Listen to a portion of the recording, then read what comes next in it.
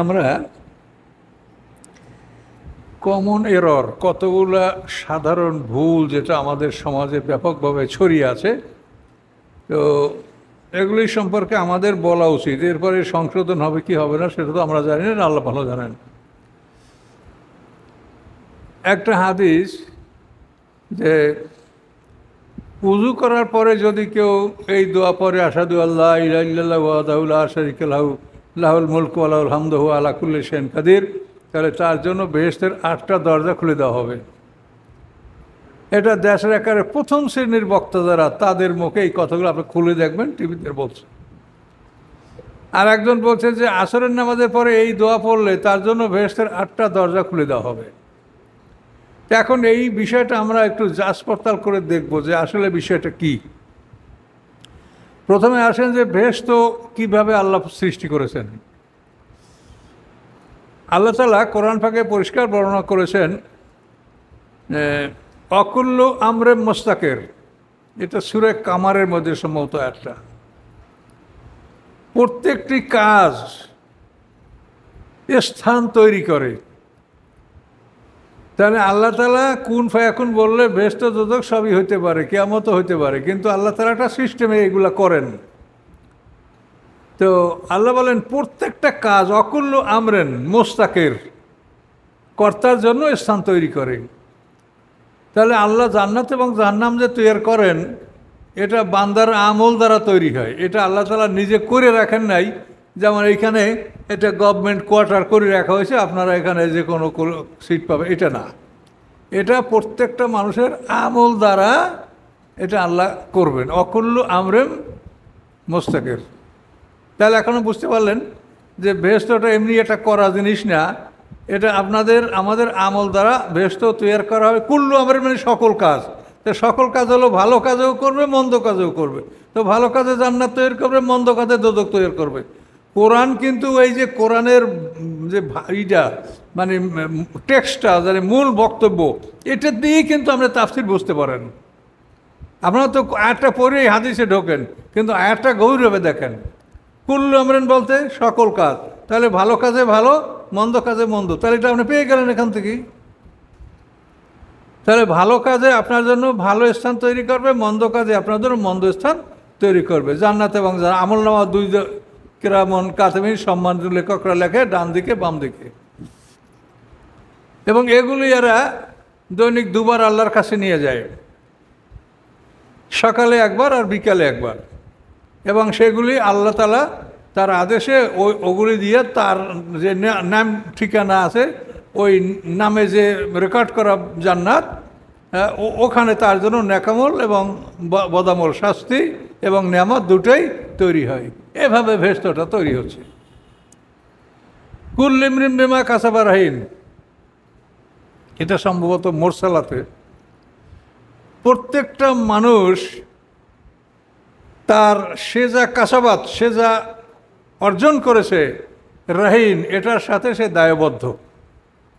যেমন এই বাড়িটা ব্যাংকের, অমুক ব্যাংকে দায়বদ্ধ। তাহলে মানুষ দায়বদ্ধ তার আমলের সাথে। সে যে আমল করেছে ওইটার সাথে সে দায়বদ্ধ, মানে ওটাই তাকে ভোগ করতে হবে। কুল্লু ইমরিন বিমা কাসাবাত রাহিন, এখানে স্পষ্ট আয়াত। তাহলে এখানে স্পষ্ট বোঝা গেল যে জান্নাত এটা আল্লাহ এমনি তৈরি করে রাখে না, এটা একটা সিস্টেমে তৈরি করা আছে। তো এখন জান্নাত হলো 8টা, ক খ গ ঘ উম স স জ, এই 8টা গ্রেড। তো প্রত্যেকটা গ্রেডেই মনে করেন লক্ষ কোটি মানুষ ঢুকবে। আদম আলাইহিস সালাম থেকে কিয়ামত পর্যন্ত যত মানুষ জান্নাতে যাবে, তারা তো এই 8টা ভাগে ভাগ হয়ে জান্নাতে ঢুকবে। এখন দেখেন প্রথম গ্রেডের জান্নাত যেটা, এখানে নবী রসুল পয়গম্বররা যাবে। নবী রসুল পয়গম্বররা ছাড়া ওখানে কেউ স্থান পাবে না। আর এই প্রথম জান্নাত যেটা নবী রসুলদের, সেখানেও কিন্তু সব বাড়ি ঘরগুলো সমান না। প্রত্যেক নবীদের আমল, দায়িত্ব, কর্তব্য অনুযায়ী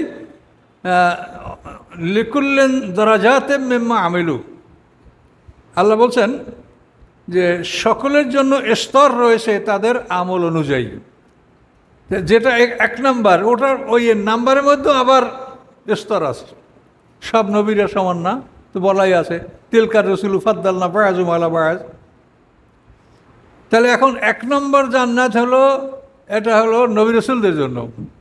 2 নম্বর জান্নাত যেটা সূরা ওয়াকে আপনারা পড়ছেন, আস-সাবিকুন, মানে যারা অগ্রবর্তী প্রথমবর্তী, যারা এভাবে বিনা হিসাবে যাদের মানে জান্নাতি হবে, তাদের বদামল মোটেও নাই, শুধু নেকামলই নেকামল।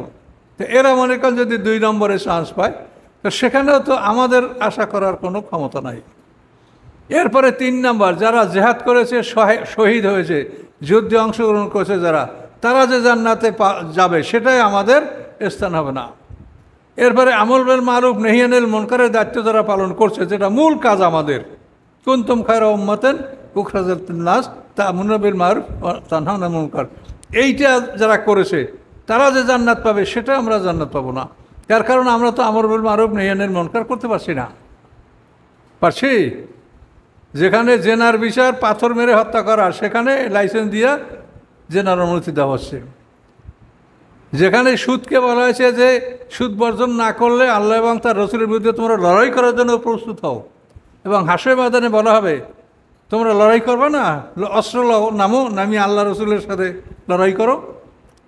কত অপমানজনক কথা! সেই সুদ আমাদের জাতীয় ইনকাম,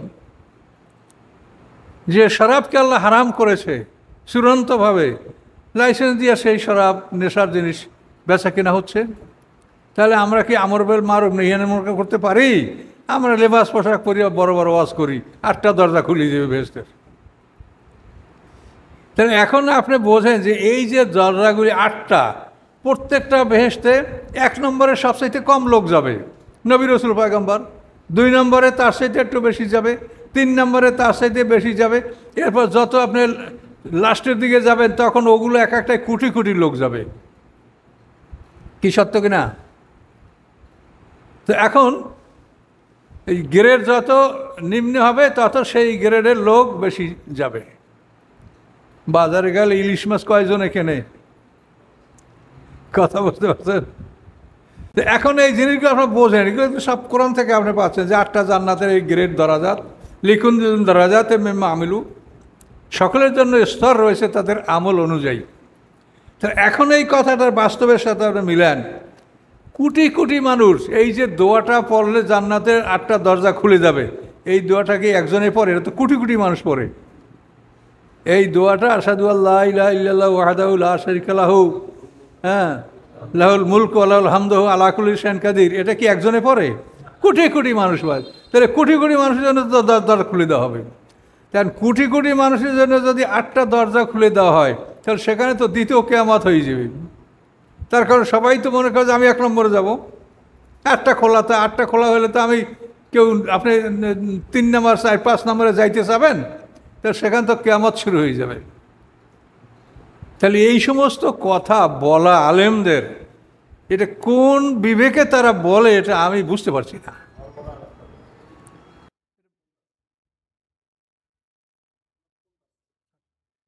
তো এখন এই বিষয়টা আপনি বোঝেন যে এটা কখনোই সম্ভব নয়। তো এখন এই বিষয়টা বোঝেন যে তাহলে এটা কোশ্চেন কেন সম্ভব না।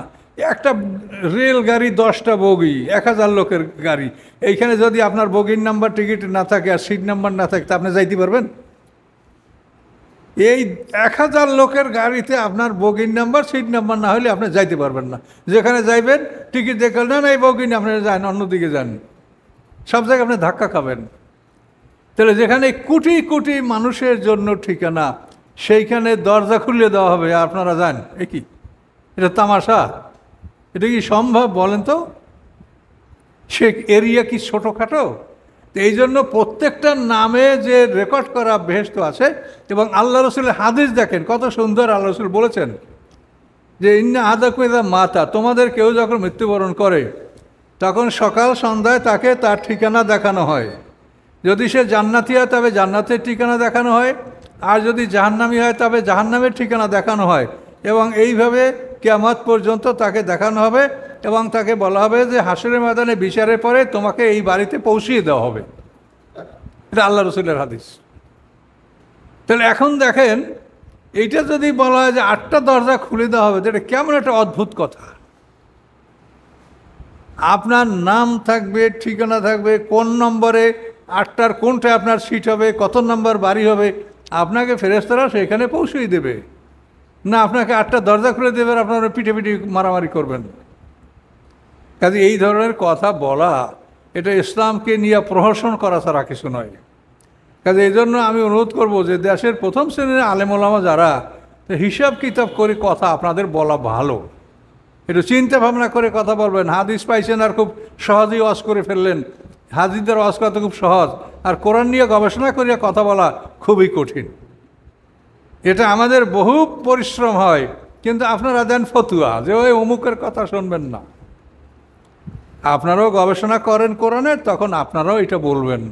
আর যদি গবেষণা না করেন তাহলে হয়তো যা আছে তাই বলবেন, এবং এগুলো যদি যাচ পড়তাল করা হয় তো দেখা যাবে যে কথাগুলো সত্য নয়।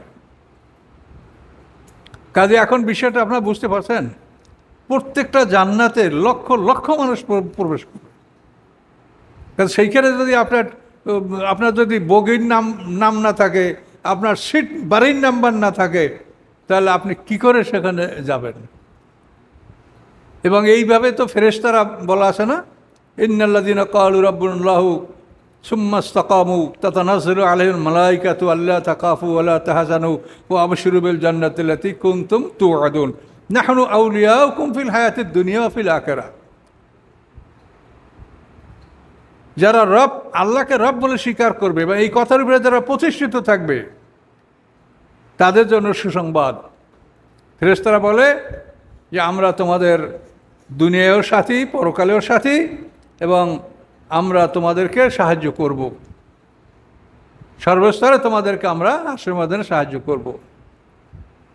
তো এই ফেরেশতাদের সাহায্য হলো যে তারা আমাদেরকে, আল্লাহ রসুলটা বলেছেন যে আমাদেরকে আমাদের আসল ঠিকানায় তারা নির্বিঘ্নে প্রত্যেকটা মানুষের সাথে ফেরেশতা থাকবে। এটা আপনারা তো আলোচনায় শুনেছেন যে আল্লাহ যখন বিচারের মাঠে আসবে তখন কত ফেরেশতা তার সাথে থাকবে। মানুষ যা, তার ফেরেশতা থাকবে তার 7 গুণ।